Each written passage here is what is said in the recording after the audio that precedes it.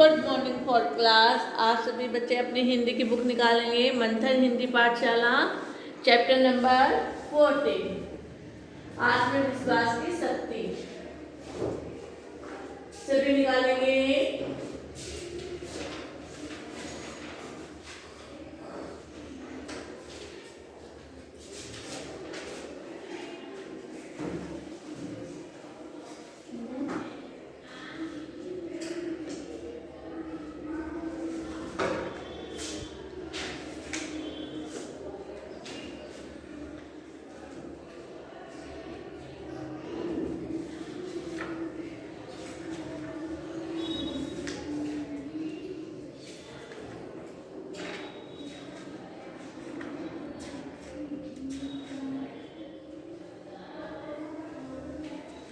Chapter का नाम है आत्मविश्वास की शक्ति।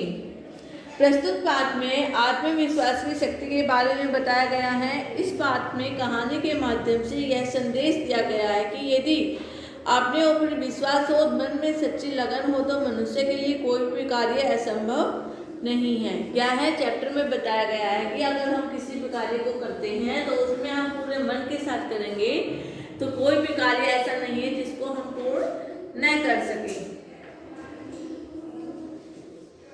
देखिए चैप्टर को पढ़ेंगे। वरदराज 5 वर्ष का था जब उसके पिता ने पढ़ने के लिए उसे गुरु के पास आश्रम में भेज दिया। क्या है? वरदराज 5 वर्ष का था, उसके पिता ने गुरुजी के पास पढ़ने के लिए उसको आश्रम में भेज दिया।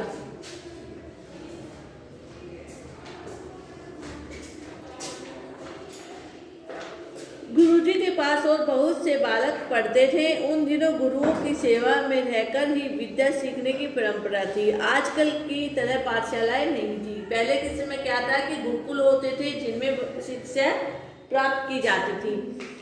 इस तरह जैसे आज के समय में स्कूल है, ऐसे स्कूल कॉलेज वगैरह नहीं होते थे। ठीक है क्लास? विद्या सीखने के लिए अपने घर को छोड़कर गुरुओं के आश्रम में रहना पड़ता था।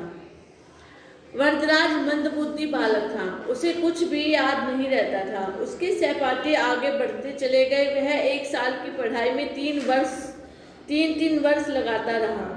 गुरुजी उसे अलग से पढ़ाते समझाते पर सब बेकार था।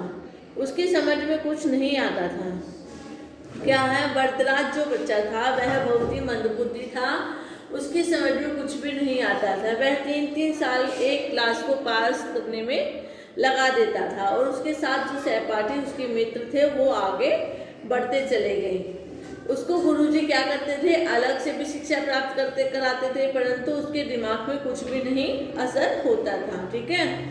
उसकी समझ में कुछ नहीं आता, सब कुछ बेकार था। सहपाठी उसका मजाक उड़ाते, कोई उसे बुद्धू कहता तो कोई उसे मूर्खराज। इसी तरह की कितनी ही बातें उसे सुनने को मिलती। सहपाठी भी वरदराज का मजाक उड़ाते थे, उसको कभी कहते थे कि यह बुद्धू है, पागल है। ठीक है? सब प्रकार से उसका मजाक उड़ाते थे बच्चे, तो परंतु उस पर किसी भी बात का असर नहीं होता था। सब इसको यहाँ तक रिवाइज करेंगे 4th क्लास।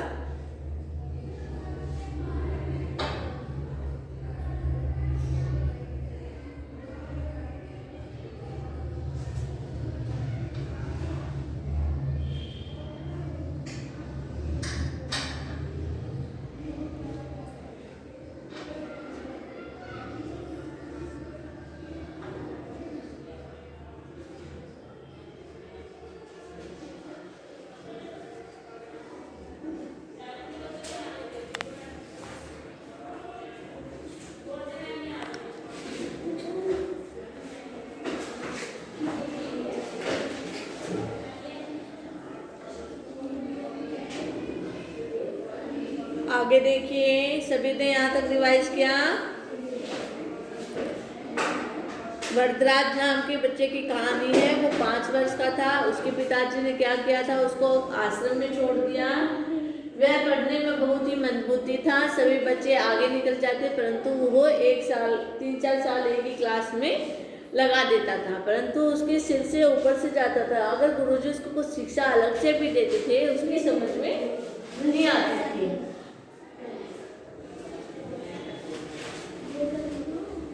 आगे देखिए। उसे पढ़ते हुए 5 साल हो गए, पर वह कुछ सीख पढ़ नहीं सका। उसके साथ जो पढ़ने आए थे वे तो आगे बढ़ ही गए, जो बाद में आए थे वे भी उसे पीछे छोड़कर आगे निकल गए। जो उसके साथ के सहपाठी थे, उसके मित्र थे उसकी क्लास में, वो तो उसके साथ शिक्षा करते करते आगे चले ही गए। उसके बाद जो निचली क्लास से बच्चे आए थे वो भी उसको पार करके आगे निकल गए, परंतु वरदराज वहीं का वहीं अटका रहा। एक दिन गुरुजी ने निराश होकर, बेटा वरदराज, मैं समझता हूँ कि लिखना पढ़ना तुम्हारे बस की नहीं है। मैंने कितना प्रयत्न किया है, तुम्हें कितना समझाया, अलग से भी पढ़ाया, पर कुछ लाभ नहीं हुआ। अच्छा है कि घर जाओ और वहाँ पर कामकाज देखो। गुरुजी ने कहा कि वरदराज बेटा, अगर आपको कुछ समझ में नहीं आता। गुरुजी निराश हो गए थे और उन्होंने कहा कि वरदराज, तुम लिखना पढ़ना नहीं जानते हो कि तुम्हारे ये सब तुम्हारे मन में भी नहीं है। मैंने बहुत प्रयत्न किया है तुम्हें पढ़ाने का, समझाया भी है, अलग से भी चैप्टर कराए हैं, परंतु ऐसा कुछ नहीं हुआ। यह अच्छा है कि आप घर पर जाओ और अपने पिता का थोड़ा कामकाज देखो। वरदराज के पिता बहुत बड़े विद्वान थे। घर जाकर पिताजी को वह क्या मुंह दिखाएगा, लोग क्या कहेंगे। पिता तो माना हुआ विद्वान और बेटा निरक्षर क्या है। वरदराज ने सोचा कि मेरे पिता तो इतने विद्वान हैं, मैं घर जाऊंगा तो सभी मजाक बनाएंगी और मेरे पिताजी को बेइज्जत करेंगे। ठीक है, तो वरदराज ने क्या कहा, यह सोचकर वरदराज की आंखों के आगे अंधेरा छाने लगा। क्या सोचते सोचते वरदराज की आंखों के सामने क्या हुआ, अंधेरा छाने लगा। उसे अपना भविष्य अंधकारमय दिखाई देने लगा।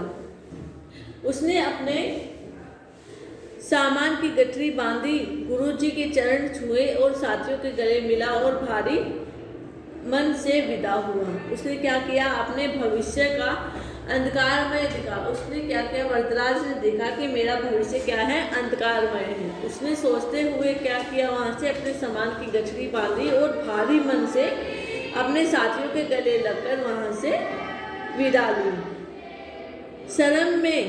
शर्म के मारे वह धरती में गड़ा जा रहा था। उसके पांव उठ ही नहीं रहे थे।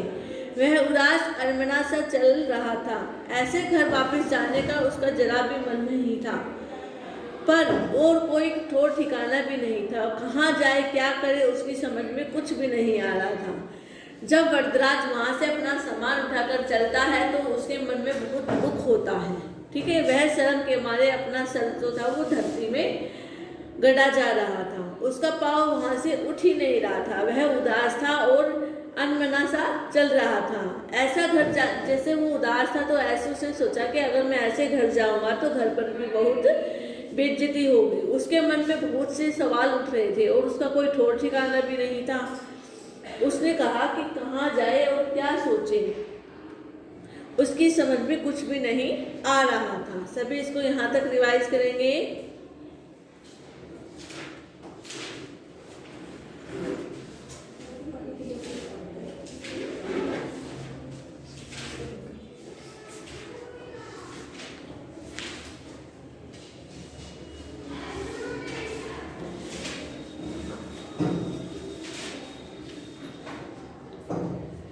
वरदराज को शर्म किस लिए आ रही थी, क्योंकि वह पढ़ने लिखने में बहुत ही कमजोर था, इसलिए वह शर्म के मारे धरती में गड़ा जा रहा था। और उसके पिताजी थे क्या, बहुत ही विद्वान थे।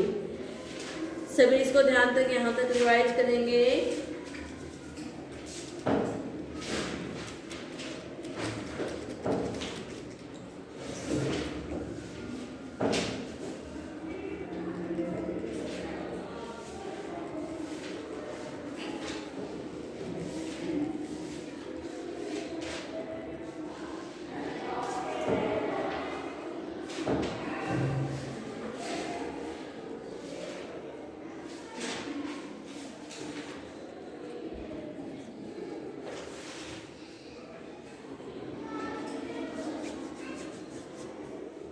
आगे देखिए, जब वह अपने आश्रम से चलता है, वहाँ आगे जाके सोचता है कि वह कहाँ जाए और क्या करे, उसकी समझ में कुछ भी नहीं आ रहा था। वह सवेरे से चला था और दोपहर हो गई। रास्ते में खाने के लिए थोड़ा सा सत्तू उसके गुरुजी ने उसे साथ में दिया था। उसे भूख भी लग रही थी और प्यास भी। चलते चलते रास्ते में उसे एक कुआं दिखाई दिया। वरदराज कुएं की जगह पर गया। उसने देखा कि जगह पर पानी खींचने की रस्सी से जगह जगह पत्थर के गड्ढे पड़े हुए थे। वरदराज को क्या था, वह चलता रहा, सुबह से चला हुआ था, उसको भूख भी लगी थी क्योंकि गुरुजी ने ही उसको सुबह थोड़ा खाने में सत्तू दिया था और उसको प्यास भी लगी हुई थी। जब वह रास्ते में चलते चलते आगे पहुंचा तो उसे क्या दिखाई दिया, एक कुआं दिखाई दिया। वरदराज कुएं की जगह पर, कुएं के पास वहां पहुंचा। उसने देखा कि जगह पर पानी खींचने की रस्सी से जगह जगह पत्थर में गड्ढे पड़े हुए थे। जैसे रस्सी से हम पानी खींचते हैं तो क्या होता है, दीवार पर निशान से हो जाते हैं रस्सी से।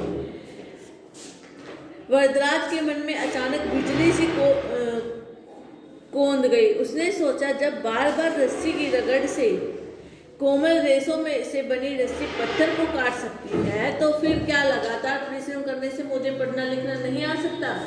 वरदराज ने क्या सोचा कि जब बार बार एक रस्सी से हम पानी खींचते हैं और वो पत्थर को, इतनी कोमल रस्सी जब पत्थर को काट सकती है तो क्या मनुष्य अपनी मेहनत और परिश्रम से अपने कामयाब नहीं हो सकता अपने जीवन में। वह वरदराज इस तरीके से अपने मन में सोचता है।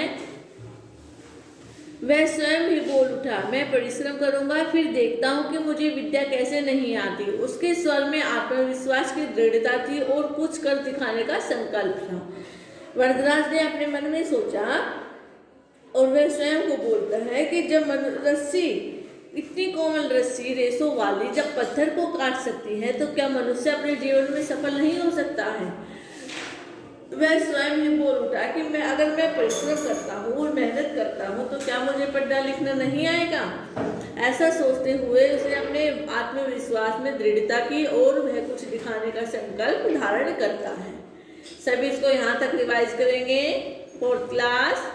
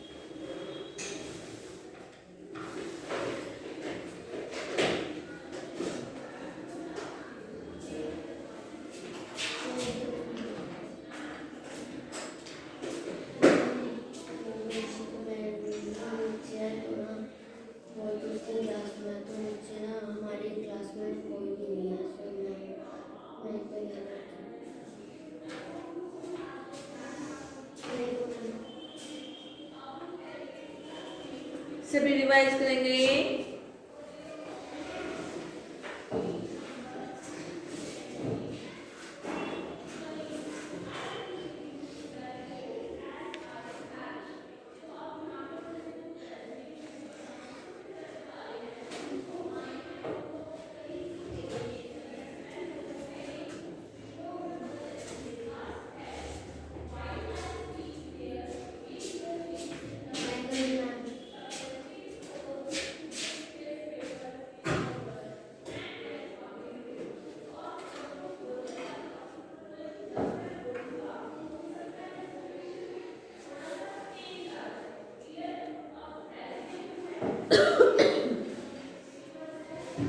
यहाँ तक सभी की समझ में आया। 4th क्लास हमारा चैप्टर था आत्मविश्वास की शक्ति। तो किस प्रकार से हमें अपने चैप्टर में वरदराज के विषय में कहानी को पढ़ा अच्छे से।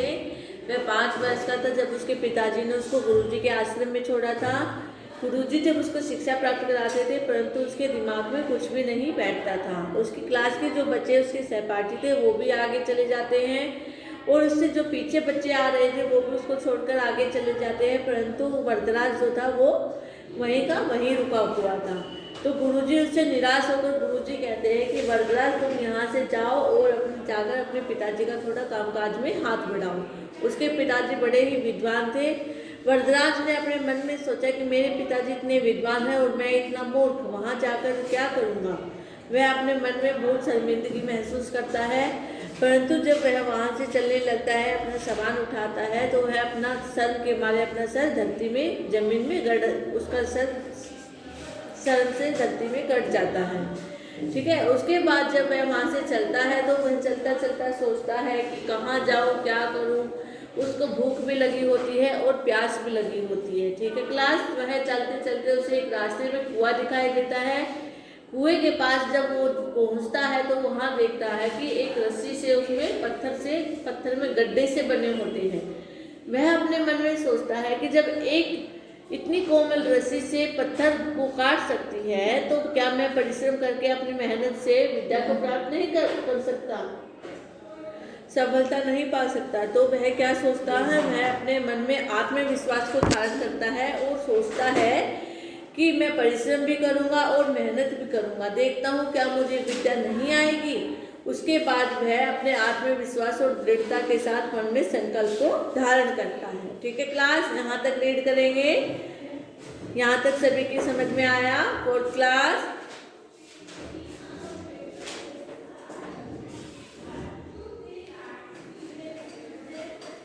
इससे आगे का पाठ हम कल करेंगे। Okay fourth class, thank you.